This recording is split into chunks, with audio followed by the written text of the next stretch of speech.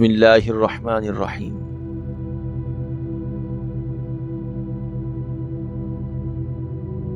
ایک عالم صاحب اپنے ایک شاگرد کو ساتھ لیے کھیتوں میں سے گزر رہے تھے۔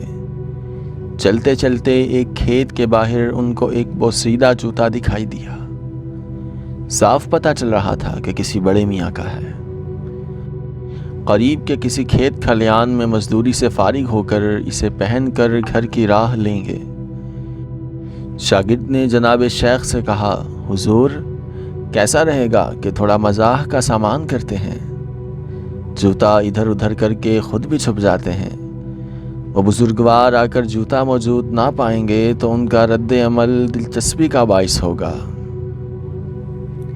شیخ کامل نے کہا، بیٹا اپنے دلوں کی خوشیاں دوسروں کی پریشانیوں سے وابستہ کرنا کسی طور بھی پسندیدہ عمل نہیں۔ بیٹا تم پر تمہارے رب کے احسانات ہیں۔ ایسی قبیح حرکت سے لطف اندوز ہونے کے بجائے اپنے رب کی ایک نعمت سے تم اس وقت ایک اور طریقے سے خوشیاں اور سعادتیں سمیٹ سکتے ہو، اپنے لیے بھی اور اس بیچارے مزدور کے لیے بھی۔ ایسا کرو کہ جیب سے کچھ سکے نکالو اور دونوں جوتوں میں رکھ دو، پھر ہم چھپ کے دیکھیں گے جو ہوگا۔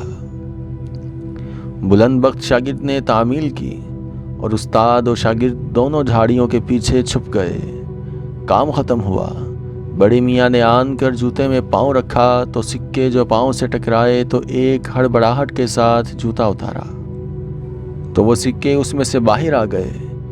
ایک عجیب سی سرشاری اور جلدی میں دوسرے جوتے کو پلٹا تو اس میں سے بھی سکے کھنکھناتے باہر آ گئے۔ اب بڑے میاں آنکھوں کو ملتے ہیں، دائیں بائیں نظریں گھماتے ہیں۔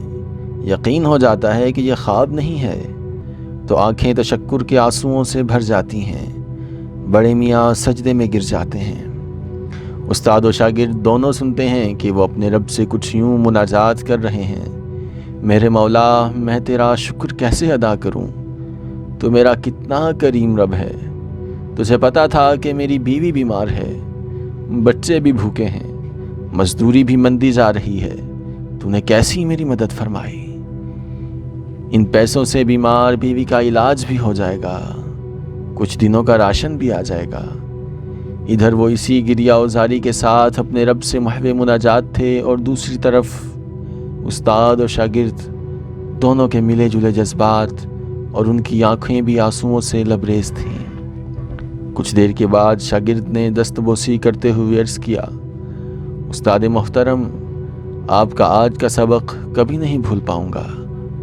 آپ نے مجھے مقصد زندگی اور اصل خوشیاں سمیٹنے کا ڈھنگ بتا دیا ہے۔ شیخ جی نے موقع مناسبت سمجھتے ہوئے بات آگے بڑھائی، بیٹا صرف پیسے دینا ہی عطا نہیں، بلکہ باوجود قدرت کسی کو معاف کرنا بھی عطا ہے۔ مسلمان بھائی بہن کے لیے غائبانہ دعا کرنا بھی عطا ہے۔ مسلمان بھائی بہن کی عدم موجودگی میں اس کی عزت کی حفاظت کرنا بھی عطا ہے۔ صرف آپ ہی سن کر آگے نہ بڑھ جائیں، بلکہ اوروں کے ساتھ بھی شیئر کریں۔ یہ صدقہ جاریہ ہے۔ اس میں آپ کا بمشکل ایک لمحہ صرف ہوگا، لیکن ہو سکتا ہے اس ایک لمحے کی بدولت آپ کی شیئر کردہ ویڈیو ہزاروں لوگوں کے لیے سبق آموز ثابت ہو۔